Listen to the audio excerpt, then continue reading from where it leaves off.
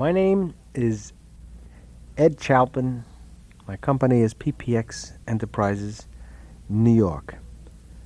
And this is my story about Jimi Hendrix. As I was his discoverer and first producer, I feel qualified to tell you about the man, Jimi, who originated the psychedelic era. Before, as everyone has read newspapers, I'm sure, he played with various people and first came to my studios in 1965. That's Dimensional Studios, approximately September, October. I'm mentioning the exact month because of something that will be a little more important later and could be of interest to all the fans of Jimi. Curtis Knight was under contract to our company, and he was working on various material. He brought Jimi to me as part of his group called the Squires. They came to Dimensional Sound Studios for the reason, more or less, to rehearse and allow me to see what they were working on. When I heard them rehearse, I heard enough to decide right then and there to record them at the time. I heard something different when Jimi played his guitar. Together with Curtis singing, it turned out to be a very good sound. It was something different. We started recording, and it turned out so well that we continued for days and days afterwards. I started experimenting with our console. That's the equipment in the studio that sort of mixes the sound together. By experimenting, that means sort of putting together and combining these wild sounds, a special kind of echo, a special kind of reverb, sort of the sounds that today have become known as psychedelic. Jimi started doing the same with his own guitar and amplifier. So together, with the console, with his guitar and his originating, and Curtis singing, the whole thing began. The final product turned out so good, I decided, having watched Jimi perform, having watched him right on the spot, though he couldn't read music, arrange, sort of spontaneous arrangements. As he's playing, he's arranging. I saw him produce. I saw him and experiment around. It was more than just a backup musician. Further, as the session began, we did a thing called overdubbing, which was more or less taking the same artist or instrument and putting him on top of himself. This has become very well known today, and most artists and musicians do it in the performance of a master. Well, we even put him on and used his voice. Now, to get Jimi to sing was very difficult. He was very reluctant. He used to sort of imitate Curtis. Curtis was supposed to be the lead singer. Curtis was the leader of the group. So Jimi would more or less try to conform to Curtis's style. And to this day, if you heard Curtis and you heard Jimi, it would be very difficult to pick them out. Now, at that time, we had done a lot of recordings. Jimi was a rather unusual artist at the time, even in appearance. He was black, and he had long hair. At that time, in October 1965, that was not an in thing. So he was unusual. He was very easygoing and amazingly easy to handle and to direct in a performance. He was very excited by being able to be let go in his own way, to create and have someone help him create. We took him out of the group and singularly signed him independently along with Curtis Knight with 2 different contracts. In other words, he was no longer a backup musician. On October 1965, I signed him to his first artist contract. He was under contract now to PPX Enterprises. The agreement was 1 page and was typed up, I believe, on a Saturday. And it was self-explanatory. This particular contract held up because of its simplicity against some very, very big lawsuits which were later on to come. And in this industry, not too unusual. In this session, surprisingly enough, we took pictures. Having been in business for many years, this is a rare thing. We didn't do it before, but this particular session, I don't know why at that time, except that it was so different, we wanted to put this on photographic record. Furthermore, we started continuing with this sound and the excitement, and it turned out that we even did more recordings and live performances. You see, Jimmy was very shy when it came to singing, except when he was doing live performances. When he did live performances, he really let himself go. He loved an audience. So, we went with crews and taped it. Also, during these live recordings, Jimmy let go with his voice. He really started doing leads in his own manner, to which even today you would not know the difference. I mean, he created his style right then and there. Of course, we supervised, and of course we asked him to do certain things, and we even got pictures of these sessions. At that time, he even had a fantastic showmanship, to which to this day hasn't been improved upon. He played the guitar with his teeth.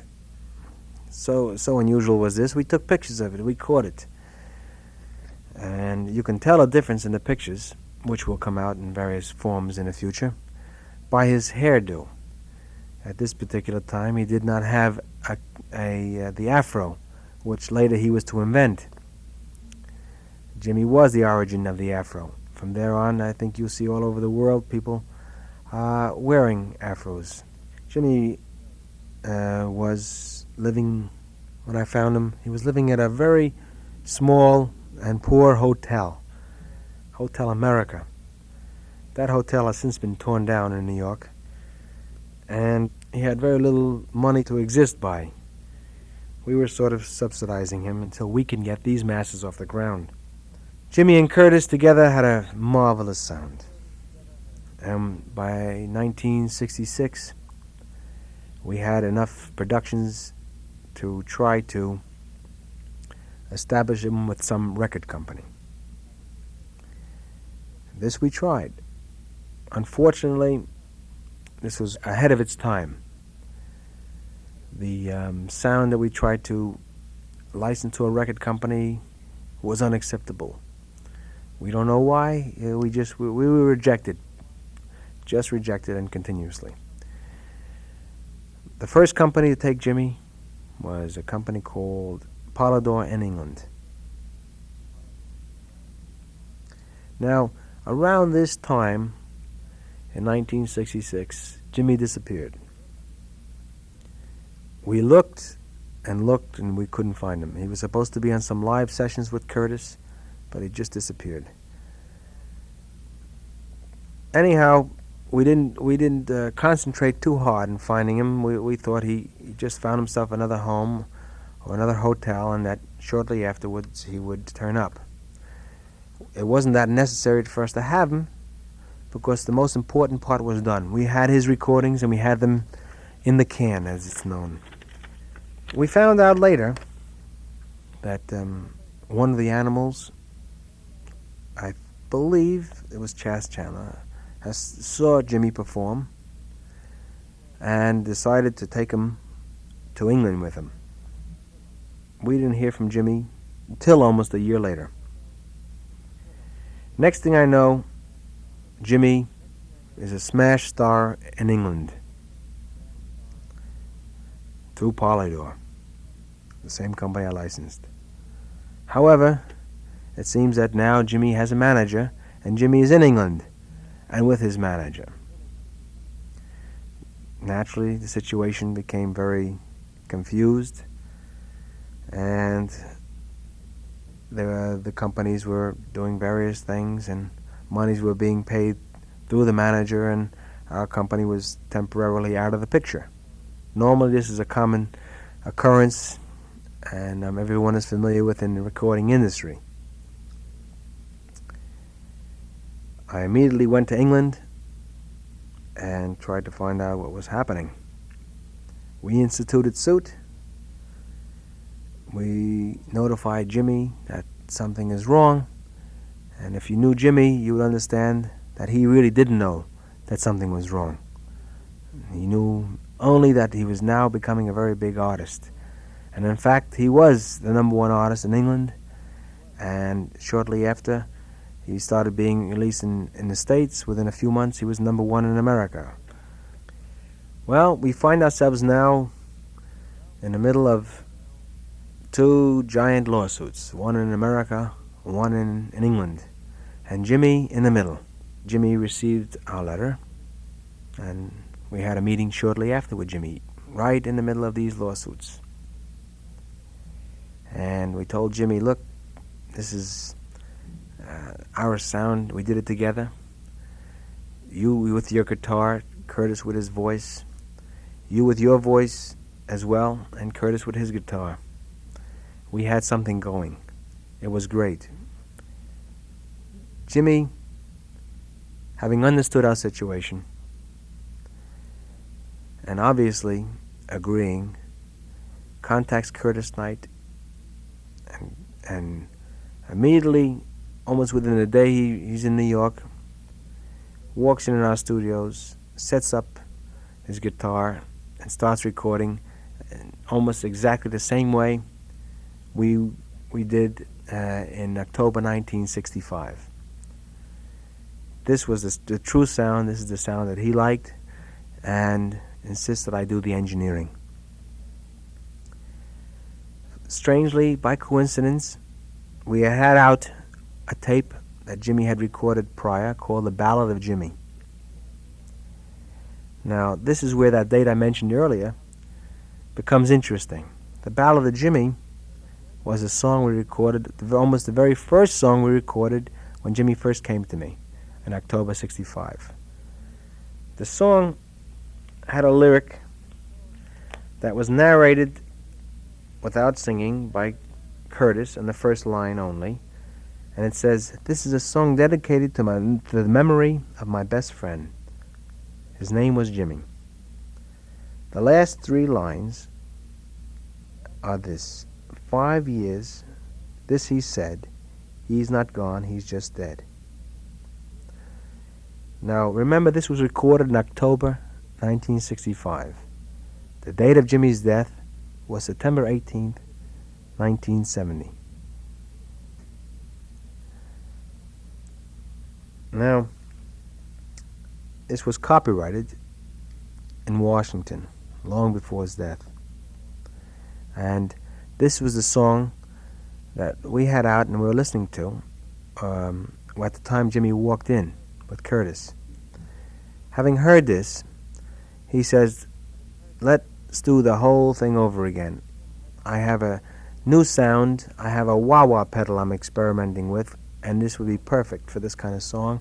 And as a matter of fact, I want to do all the recording here with the wah-wah pedal. And in fact, this was the first time Jimmy had used the wah-wah pedal. And in fact, we sat there and we recorded all day and almost all that night. And one of the albums came out. Keeping in mind, this was right in the middle of a lawsuit when we are actually in litigation against Jimmy. So unusual was this, we again got a camera out, took pictures. And the lawsuit continued. After the session, Jimmy went away and did some performances, and he showed up again a month later, approximately. At this time, I don't know why, but he wanted to record again. He must have been rather satisfied with this particular session. And I might add, on these sessions, Jimmy and Curtis were the only two performers. Jimmy sat and played every instrument on this, having redone the Ballad of Jimmy and several other titles.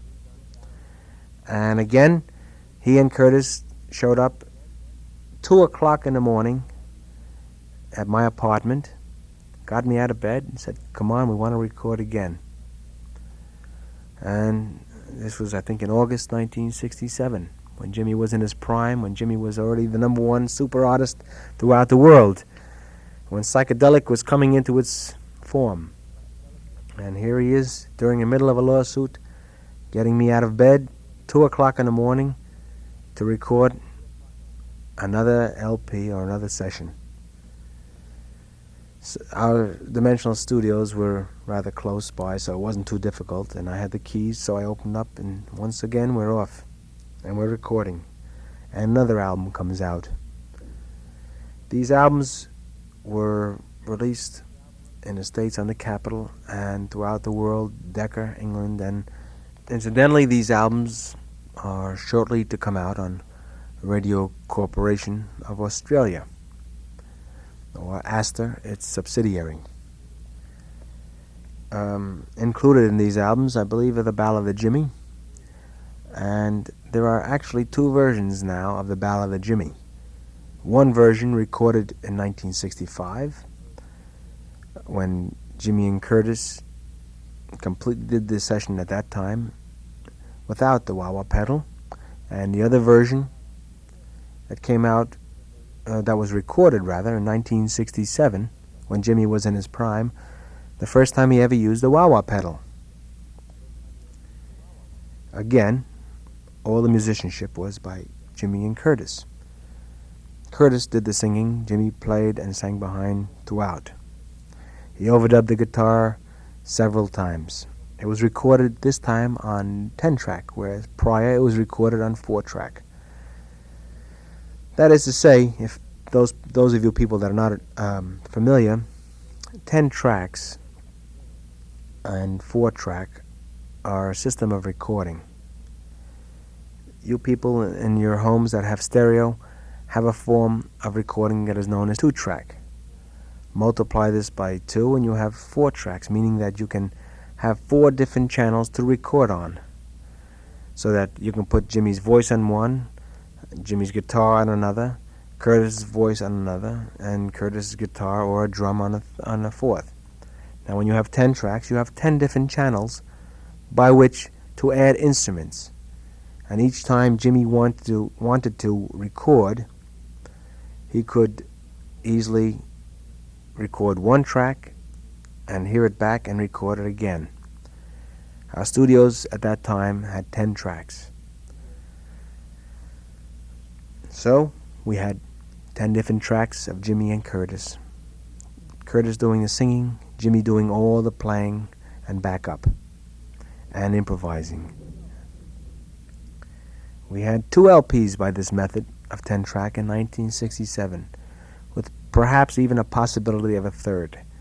We didn't really clock it, but we had enough titles in different versions, and all along Jimmy and Curtis are creating, usually using, of course, most of Curtis's creations. However, when Curtis was performing, Jimmy was generally originating at the same time. Those of you who understand music can understand how this is done. It's almost like jazz. At the time you are playing, you are originating. So it was with these 2 albums. Well, as things continued, the case obviously was heading in our favor. Due to the fact, of course, that Jimmy confirmed his contract with me by continuing to perform, people readily agreed that perhaps it was settlement time, and we had settled in court with Warner Brothers in America. And in the meanwhile, Jimmy became bigger and bigger and bigger. I went to England to discuss the finality of the settlement for outside of the United States and Canada. The day I arrived, was September 17th, 1970. September 18th, 1970, Jimi had died. I'm in London now, trying to settle the lawsuit, and Jimi is dead. The albums I had recorded in 1966, the albums that were really the first albums of Jimi Hendrix, were yet to come out. But let me tell you a little bit about Jimi's death. Jimi's death was not as the newspapers had sort of hinted. All the newspapers carried the stories insinuating Jimi died from an overdose of some kind of hard drugs. In fact, Jimi had died from 9 sleeping pills. At the inquest, they questioned the girl who was with him the night before he died, and in fact had found him. She said they had each taken 1 pill in the evening to go to sleep. She said that she went out in the morning to buy cigarettes and left him sleeping peacefully. When she came back, she saw he was sick, sort of foaming at the mouth, but still sleeping, and she could not wake him up. She said she had checked his pulse and discovered some way that 9 sleeping pills of hers were missing.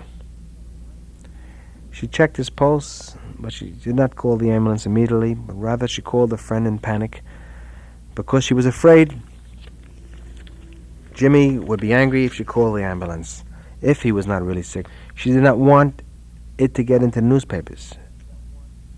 He was not dead at the time. Later on at the hospital, he died. She also testified that in the evening before his death, Jimi had made a long-distance call to New York. No further questions on that subject came up. I was there listening. The verdict was left open. The coroner did not say he died of suicide or by accident or by murder, but rather the verdict, even to this day, is open. At the inquest, it was established Jimi Hendrix was no addict. There was no signs of any scars on his arms, and the autopsy showed nothing that would indicate Jimi Hendrix was any kind of drug addict or had any drugs in him at the time, outside the 9 sleeping pills. Now, 9 is something very interesting. Jimi Hendrix took 9 sleeping pills for a reason, according to the girl, Monica Donovan. Jimi believed 9 was his number. That date was the 9th month, the 18th of September. 8 plus 1 is 9. He was 27. 2 plus 7 was 9. And various other situations regarding 9 in that day. That will soon be developed further. Jimi also was a believer in the occult, obviously. He also, according to Monica, thought he was a messenger. He believed he was in effect sent or like a Jesus Christ. For this reason, I think he drew this picture of him in the middle of a cross. You will also note the note starts the story of Jesus, and it goes on to explain more about it. This was a good year before Jesus Christ Superstar, that big fad that came out. He was well ahead of his time. Later on, I had the occasion to be in Europe, and having never met Monica, I went to see her. This was a story that I'd gotten from Monica regarding Jimi. It seems Jimi and Monica were going together for a year before, and that Jimi was very intimate with this girl. This girl had kept an accurate diary. Some of the things she told me, I think the public would be very anxious to hear about. According to her further version of Jimmy's death, it seems that night Jimmy had gone to some parties and came back feeling rather disturbed. He had called New York that night to speak to his lawyers, trying to terminate various agreements he had. This will come out, I hope, very shortly in a film or an expose. Until this is legally cleared, this will remain in confidence. The girl told me, in fact, Jimmy had spoken to her shortly before they went to sleep, or at least before she went to sleep. He had written out a note and also a small drawing by which he wanted her to paint. Monica was a very good painter. She had done many canvases over the past year of Jimmy and various other items, but mostly of Jimmy. It seems Monica had met Jimmy during one of his concerts. And since that first concert a year earlier in 1969, she had been going with him rather steadily. This particular note, I will read the last 3 lines, and I leave it to you people to judge what Jimmy has signified or meant by the last 3 lines. The note is a simple pad, scrap paper that could be found in a hotel or so forth. He was doodling, as we call it here in America, and he was writing on various things, and it was dated September, and wrote on it, "Love of Monica," with a little arrow from love to Monica. To see it would be much more impressive, I'm sure. The opening line of the note, in his own writing, states, "The story of Jesus is so easy to explain," and goes on. I'm sorry I'm not at liberty yet to read the whole thing, but I'm sure you will hear about it soon. The last 3 lines I will read to you, and that is the following, quote, "The story of life is quicker than a wink of an eye. The story of love is hello and goodbye until we meet again." Now, in America, and I'm sure in most English-speaking countries, until we meet again is a form of saying goodbye. So I leave it to you to judge whether this is or is not a farewell note, or what might be termed a suicide note, as many people have described it. Attached to this note was another 2 slips of paper from the same pad that had Jimmy, in his own writing, sort of drew a picture of a cross. The cross contained several faces. His face was in the middle of this cross. On a second paper, he had names of these people who he wanted in this cross. In other words, Jimmy's face was in the center. On the bottom was 5 different faces. On the top of him was another 5 different faces. On the left of him was 5 faces, and on the right of him was 5 faces. He drew this for himself as directions for Monica. On the second page, he put the names of those people he wanted Monica to paint. Monica has done this painting. It's very interesting to see. I hope some way, someday, you people of the audience and the people of the world can see this painting. The story of Jimmy, I'm sorry I can't fully give you yet.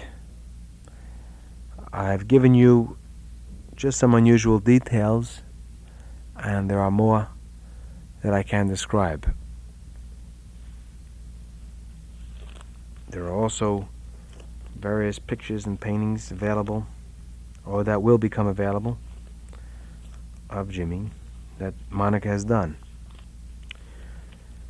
There are also many things that should come to light that never have regarding Jimi Hendrix's estate.